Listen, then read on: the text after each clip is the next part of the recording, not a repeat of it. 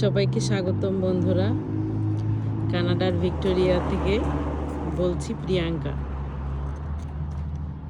কানাডাতে এখন সামার। কানাডার ভিক্টোরিয়াকে বলা হয় গার্ডেন্স অফ সিটিজ।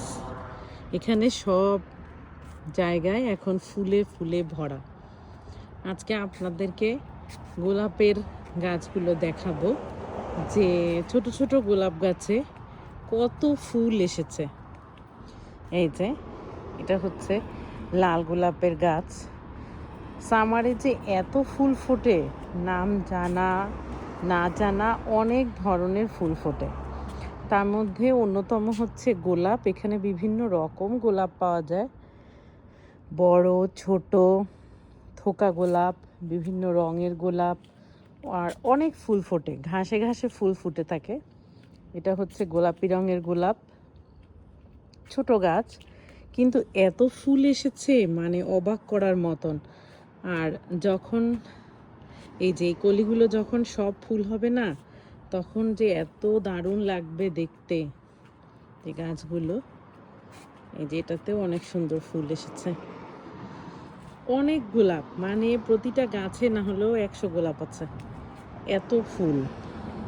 এই ফুলগুলো, বাকি ফুলগুলো যখন ফুটে যাবে তখন আর পাতাই দেখা যাবে না। আর ভিক্টোরিয়াতে সামার খুব শুষ্ক, তাই এরকম সরকারি জলের পাইপ থাকে সব গাছের গোড়ার দিকে। সকালবেলায় আর বিকেলবেলা এখানে মেনটেনেন্সের লোক আসে, তারা এসে এই পাইপগুলো সব অন করে দেয় আর প্রতিটা গাছে জল দেয়। এই যে এখনো রোদ, এই যে প্রচণ্ড রোদ, প্রচণ্ড রোদ, ফুলগুলো ফুটে আছে।